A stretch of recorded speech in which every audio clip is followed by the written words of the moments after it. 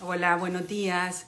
Hoy es el segundo episodio de Conectando en Positivo y voy a hablar acerca de la primera infancia.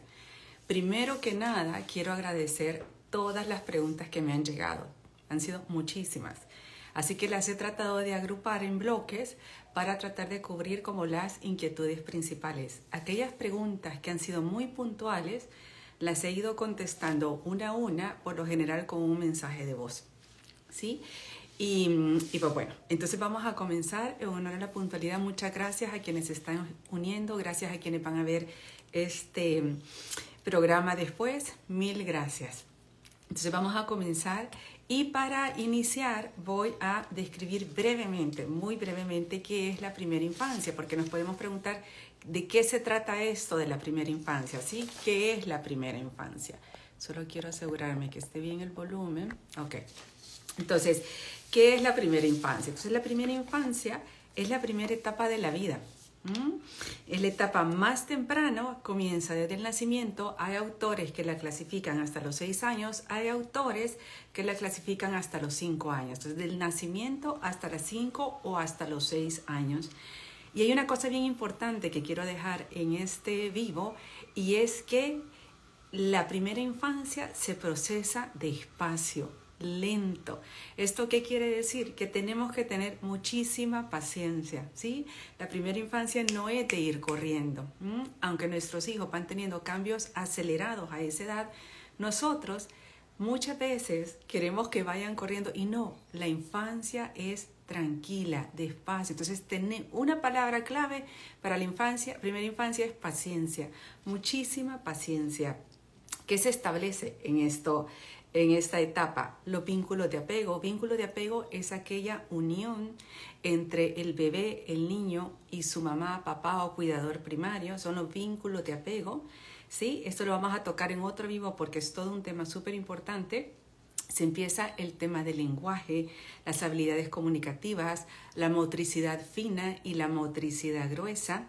Es súper importante que en esta etapa se dejen claros y firmes cuáles son los valores familiares. Uno puede decir, ay, a esta edad los niños no entienden. Y yo les quiero asegurar, puede ser que no comprendan a nivel intelectual, pero comprenden todo perfectamente a nivel emocional.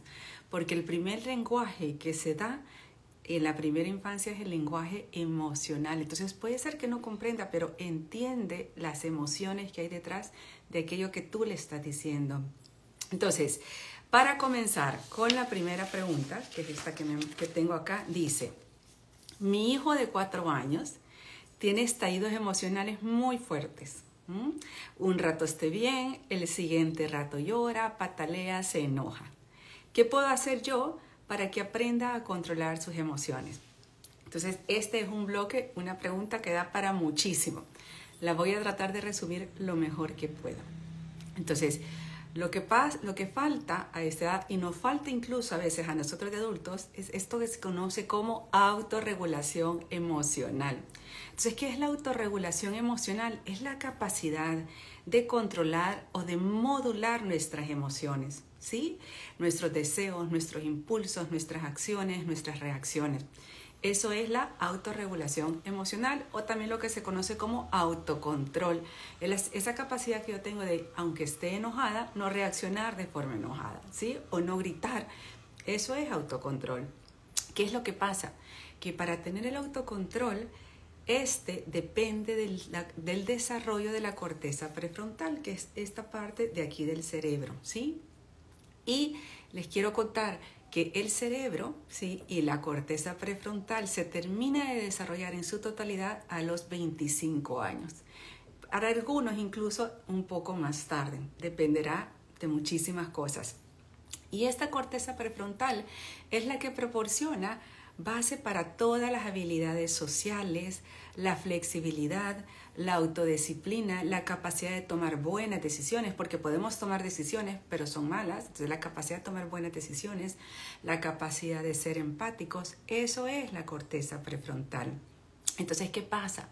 Que ningún niño, ningún bebé nace con la capacidad, ¿sí?, de identificar y controlar sus emociones. ¿Por qué? Porque no tiene desarrollada esa parte del cerebro. Es imposible para él o para ella hacerlos. a esa edad es sumamente difícil. No quiere decir que nosotros le vamos a enseñar, pero entonces aquí está la clave, ¿sí? Nosotros somos quienes vamos enseñando ese manejo emocional. Y cómo comienzan a desarrollar los bebés y los niños el sentido de sus emociones a través de un apego seguro, a través de sentirse que mamá y papá están ahí para ellos, a través de que cuando un bebé llora, mamá lo agarra, lo consuela, lo carga en sus brazos, le da tranquilidad, le transmite tranquilidad. Así es como se va creando ese apego seguro. Una cosa importante en cuanto al apego seguro, y es que consiste en satisfacer las necesidades de los niños, ¿sí? Necesidades distintas a capricho. Entonces, esto lo tenemos que tener en mente. Es satisfacer las verdaderas necesidades de los niños. Y así es como se va construyendo el apego seguro. Como les dije, vamos a tener otro vivo solo de apego, porque es muchísimo tema. Entonces, si quienes tienen que regular a los hijos somos nosotros los padres, ¿sí? Sobre todo a esta edad tan importante, entra en juego lo que se conoce con el nombre de corregulación emocional. Y básicamente, ¿qué es la corregulación emocional? Pues es eso, que yo modelo cómo estar tranquilo, yo modelo cómo no enojarme tanto, yo modelo, entonces yo tengo que ir por delante. ¿Es difícil? Súper difícil. ¿Lo vamos a lograr siempre? Lo más probable es que no. Nos va a costar muchísimo lograrlo. Sin embargo, es algo que se puede aprender. Y es algo que se puede aprender, ¿por qué? Porque nuestro cerebro es plástico, ¿sí? Nuestro cerebro es plástico y podemos aprender constantemente cosas nuevas y cosas que nos ayuden a nosotros. Entonces, si queremos que un niño se controle, los primeros que tenemos que estar controlados somos nosotros. Y tengo que reconocer qué es lo que más cuesta. Entonces, cuando un niño está abrumado por una emoción, siente miedo. Eso es lo que pasa. Un niño siente miedo. Y aunque él no te lo diga, ¿qué es lo que necesita? Saber que su mamá, que su papá, que su cuidador, esto aplica también para maestros, para tantas personas que rodean al niño, van a estar ahí para acompañarle, que no lo van a dejar solo. Entonces, muchas veces, por ejemplo, en los berrinches, que es otro tema, lo primero que vamos a hacer es tratar de estar nosotros tranquilos y acompañar a nuestro hijo. ¿Por qué? Porque hay una parte en el cerebro, ¿sí? En el cerebro de las emociones, que es el sistema límbico o cerebro límbico, que se llama amígdala. La amígdala es como el perro guardián del cerebro, es como el sistema de alerta. Cuando algo pasa, la amígdala se te desactiva y entonces empieza a tirar señales que tenés que correr, tenés que hacer algo, tenés que cuidar de ti. Entonces, ¿qué pasa cuando un niño está preso de emociones? Por ejemplo, tiene un llanto fuertísimo o no te puede escuchar o está en un berrinche que ha sufrido lo que se conoce con el nombre de secuestro amigdalar. ¿Y qué quiere decir que cuando a uno lo secuestran? Pues que no puede hacer nada, ¿sí? Que está sujeto, que no piensa. Y eso es lo que pasa con nuestros niños pequeños. Entonces, por eso es importante acompañarlos, que se tranquilicen, y una vez está tranquilo, entonces puede ser que podamos abrazar. Hay niños que permiten abrazos antes, hay niños que no. Abrazamos y entonces podemos platicar poco a poco con él.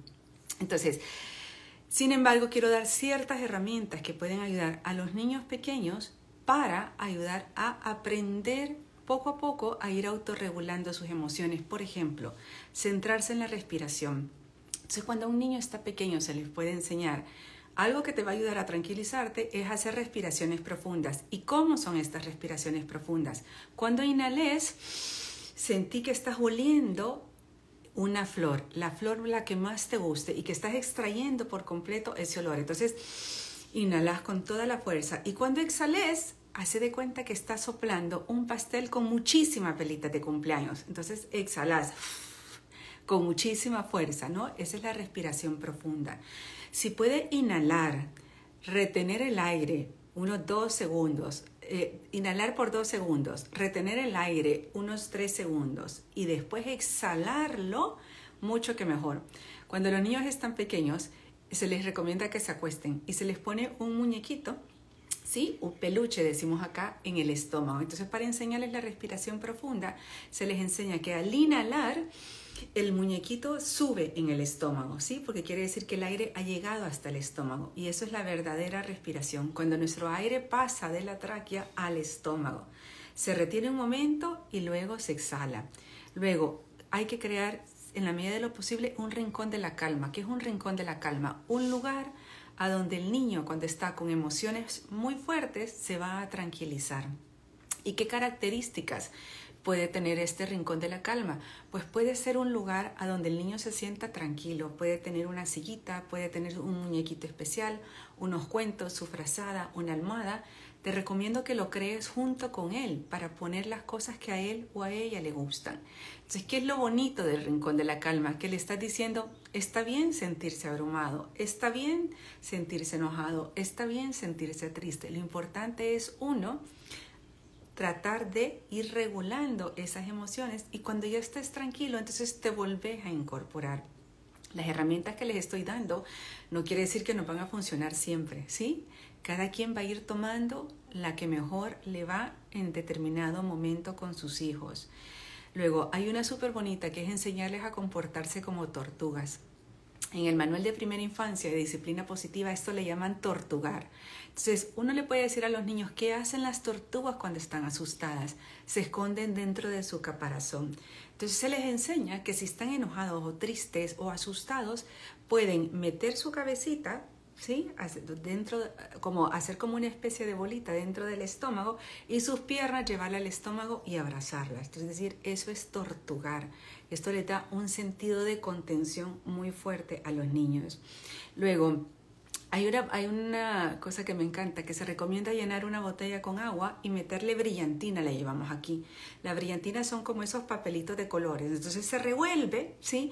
Y se le enseña al niño en un momento de calma, ¿sí? ¿Para qué le puede servir esto? Esto pasa cuando tú estás alterado. Entonces, cuando tú estés alterado, tú puedes revolver esa botella y puedes ver cómo poco a poco se va asentando la brillantina.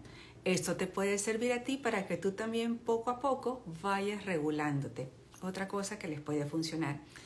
Y como dije, lo más importante es que nos vean calmados a nosotros, tranquilos, regulados. ¿Por qué? Porque su calma va a depender de la tuya, ¿sí? Entonces, aquí no se vale eso de decir, o sea, perfectamente lo podemos decir, ¿sí? Pero es un error que cometemos con frecuencia, decir, cuando el niño se calme, yo voy a estar calmado. Y es al revés. Él necesita verte, necesita ver que tú estás tranquilo para él o ella poder calmarse. Y esta me llega a la siguiente pregunta que me hicieron, ¿sí?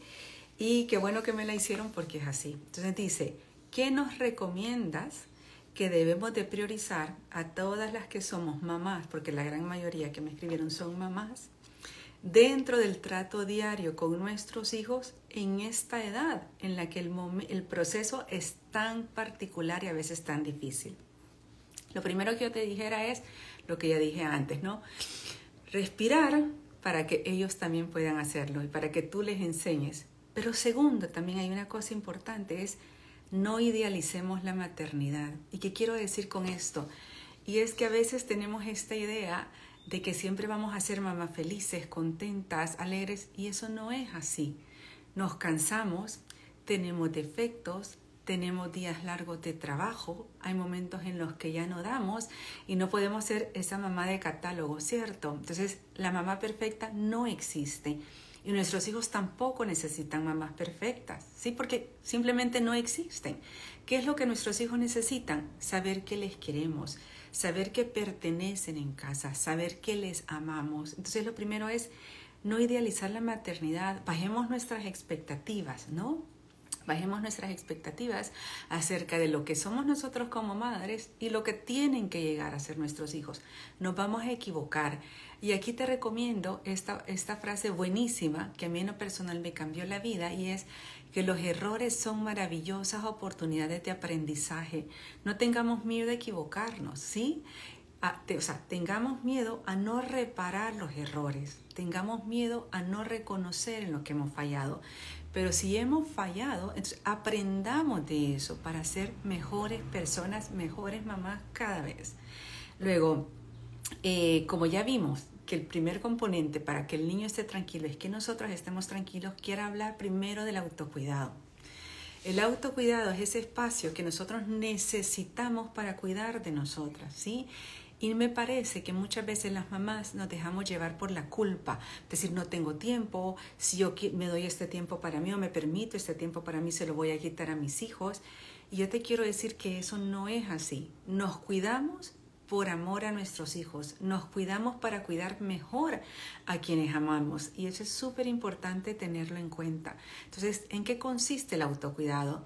En designar X cantidad de tiempo durante el día para cuidar de mí en distintas zonas, física, intelectual, mental, espiritual. Te recomiendo que hagas una lista. ¿Cuáles son las cosas que más te sirven a ti? Por ejemplo, físicamente, a lo mejor a algunas les gusta hacer ejercicio, otras les gusta bailar, otras salir a caminar. Entonces, háganlo.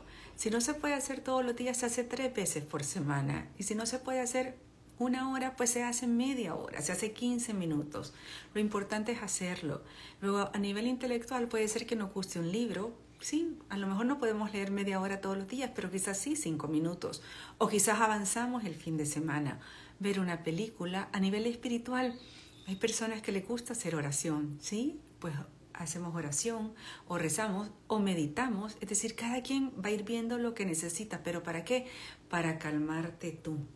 Porque no podemos dar lo que no tenemos. Entonces, eso es bien importante, ¿sí? Entonces, luego, moderar las expectativas, aprender a ser flexible. Es decir, en educación nada es así. O sea, nada es cuadrado. Nuestros hijos son humanos, no son robots. Nosotros somos humanas también. Entonces, tenemos que aprender a ser flexibles. Si no funciona el plan A, pues funciona el plan B. Si no funciona esta herramienta, funciona esta otra herramienta. Tenernos mucha paciencia y tener paciencia con nuestros hijos. Muy pocas veces las cosas nos van a salir como queremos, ¿sí? Muy pocas veces nos van a salir como queremos. Luego, tener prioridades claras. ¿A qué es lo que realmente queremos llegar? Porque es imposible llegar a todo. ¿Cuáles son mis prioridades? Y aquí te recomiendo también que veas cuáles son tus valores familiares, porque dentro de tus valores familiares, una vez ya los tenés claros, vas a poder fijar las prioridades, ¿sí? Luego, escoger tus batallas. A veces nos desgastamos por cosas que no valen la pena. Entonces, escojamos nuestras batallas. No pretendamos llegar a todo, porque eso es imposible, ¿no? Escogemos en qué cosas vamos a apuntar ahorita con este hijo, o con el otro, o conmigo misma, ¿no? Luego, que hayan muchos sís y pocos nos en educación. Por eso es bien importante que cuando hagamos algo, pensemos, ok, esto lo voy a respetar. Antes de decir un no, pensemos, puede ser un quizás, puede ser un tal vez, antes de decir el no. Y tener claro que cada hijo es distinto, o sea, no podemos educarlos a todos de la misma forma.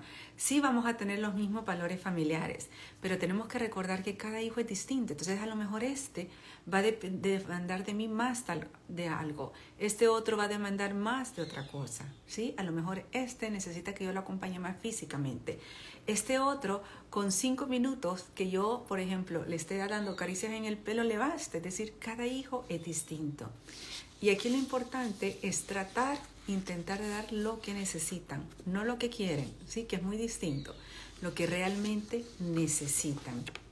Y entonces me da pie a la cuarta pregunta, que es los límites. Esta me la preguntaron muchísimo. Y la pregunta es esta: ¿es posible poner límites a un niño pequeño? Y si es posible, por favor, me gritaba esta mamá, por favor, decime cómo se hace. Entonces yo les contesto, no solamente es posible poner límites a los niños pequeños, sino que es necesario. Y mientras más pequeños lo vayamos poniendo, es mucho mejor hacerlo. ¿Por qué? Porque nuestros hijos ya van creciendo con esto en casa. Nuestros hijos necesitan los límites porque les da seguridad. Necesitan saber qué es lo que esperamos de ellos, qué es lo que nosotros necesitamos que ellos hagan. Y aquí es importante recordar que no podemos asumir absolutamente nada y que tenemos que enseñar absolutamente todo. Después les voy a dar una herramienta para enseñarles cómo se enseña todo, ¿sí? Entonces, es importante ¿por qué? Porque proporciona seguridad. Por otro lado, es responsabilidad nuestra, ¿sí? Como mamá o como papá, decirles a nuestros hijos lo que tienen que hacer, enseñárselos a hacerlo. Les da la seguridad que ellos necesitan. Y para tranquilizarlos, si ustedes dicen, híjole, mi hijo ya tiene 5 o 6 años y yo no he puesto límites, yo te quiero decir que cuando tu hijo era pequeño sí ponías límites. Por ejemplo, cuando era bebé, ¿qué pasaba si tu hijo comenzaba a gatear o comenzaba a caminar cerca de una escalera? Pues tú lo agarrabas o le gritabas no, lo agarrabas y lo ponías en otro lado. ¿Para qué? Para que no se fuese a hacer daño y se fuera por la escalera rodando, ¿cierto? Eso es un límite. Lo que pasa es que cuando van creciendo, los límites se van ensanchando más y puede ser que haya un poco de resistencia. Y por eso tú tienes que confiar en ti. Tienes que confiar en ti como mamá, tienes que confiar en ti como papá. Esto es el límite que yo quiero y por eso regresamos a los valores familiares. ¿Cuáles son esos valores que yo quiero para mi familia? Un día de esta semana en una asesoría, una mamá maravillosa me decía que ella una vez a la semana tiene una cita inamovible con su marido, ¿sí? Van a cenar. Entonces, le recomendé que en esa cita inamovible vieran si tenían claro cuáles eran los valores familiares dentro de su casa, porque a veces eso nos pasa, ¿sí? Se nos olvida hacerlo. Entonces, son cosas que hay que platicar y que no dejemos de platicar en un ambiente de calma, ¿cierto? No lo vamos a hacer cuando estemos enojados, sino que en un ambiente de calma. Entonces, ¿cuáles son las reglas para poner límites? Primero, que mientras más temprano se pongan, es mejor, ¿sí? Mientras el niño más pequeño está, es mejor. Si no los han puesto, pues no importa. No porque se esté grande hay que dejar de hacerlo, ¿sí? ¿Y por qué esto es importante? Porque no le damos tiempo a nuestro cerebro, al cerebro de nuestro hijo a que cree conexiones acerca de actos que no producen nada bueno. Entonces, por eso, mientras más temprano es mejor. Luego, en la medida de lo posible, avisarle antes que vayamos a poner un límite. Te lo explico con un ejemplo. Nuestro hijo está jugando y va a agarrar la muñeca de su hermana. Y tú sabes lo que pasa si su hermana menor se da cuenta que ha agarrado su muñeca favorita, que aquello va a ser un estallido, ¿sí? Entonces nosotros, menos mal, estamos ahí y le decimos, cuidadito, en esta casa tenemos como regla, antes de agarrar algo de alguien más, pedimos permiso. Entonces ahí lograste llegar a tiempo. ¿Esto se va a dar siempre? No, no se va a dar siempre. Entonces nos va a tocar hablar de esto después.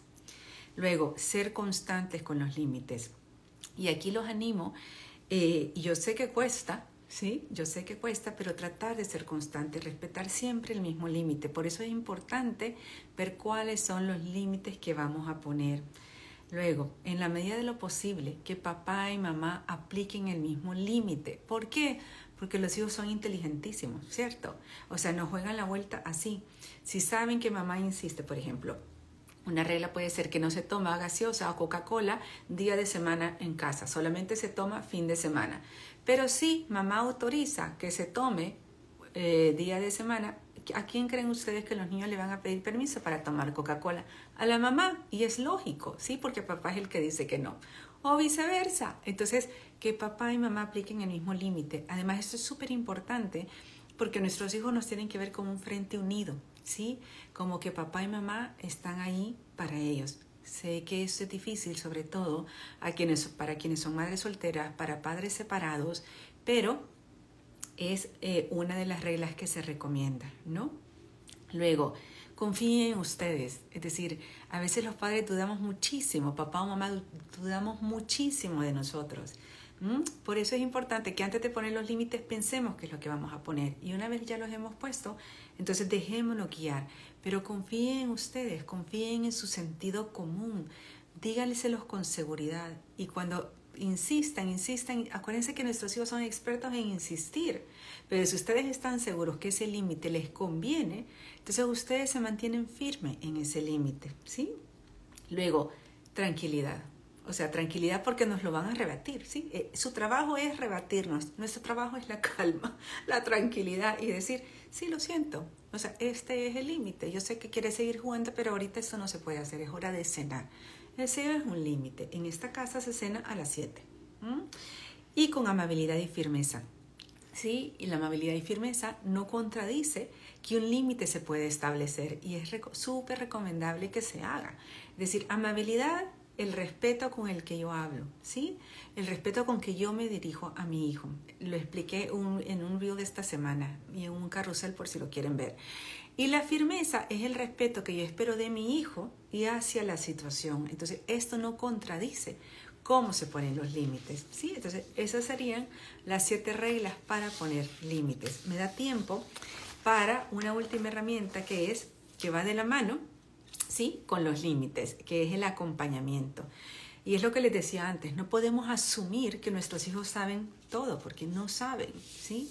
Nosotros tenemos que enseñarles todo. Y para acompañar se sigue 4 pasos, o para enseñar nuevas habilidades a nuestros hijos. Y estos 4 pasos son, primero se lo voy a decir después con un ejemplo. Tú lo haces y él o ella te mira. Luego tú lo haces y ella te ayuda. Ella lo hace, tú le ayudas, y luego ella lo hace y tú solo observas para alentar. Entonces se lo voy a explicar con un ejemplo. Tú le enseñas cómo lavar un plato, ¿sí? Si le vas a enseñar por primera vez cómo lavar un plato, te recomiendo que no sea un plato que se quiebre. Le enseñas cómo lavar un plato. Segundo, tú lo enjuagas y ella lo enjabona, es decir, hace esa parte.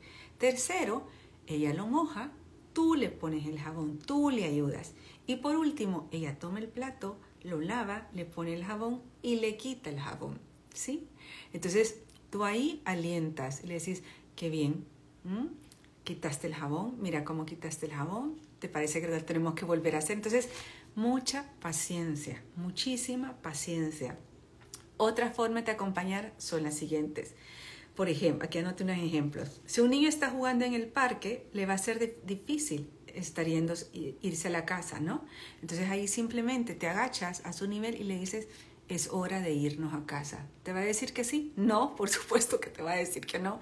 Entonces, pero ahí entra la amabilidad y la firmeza. Le vuelves a decir, es hora de irnos a casa. Aún mejor, 5 minutos antes le decís, en 5 minutos nos vamos a ir a casa.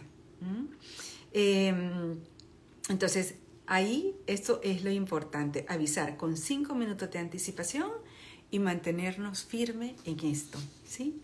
A ver, creo que he cubierto la mayoría de cosas, he corrido, ¿sí? Espero que quede un poco más claro. Sobre todo, lo que me interesa es hacerle ver que la primera infancia es un proceso despacio, lento, por lo que tenemos que tener muchísima paciencia papá y mamá, ¿sí? No podemos tratar de hacer a nuestros hijos correr y vivimos en una sociedad en la que vamos corriendo y ellos no pueden correr al ritmo nuestro. Nosotros somos los adultos, ellos son los niños, nosotros brindamos esa calma. Para poder estar autorregulados, ¿qué es lo que necesitamos? Trabajar en nosotros, ¿qué? Una rutina de autocuidado que me ayude a mantener los niveles de estrés manejables día a día para poder transmitir esa calma en casa.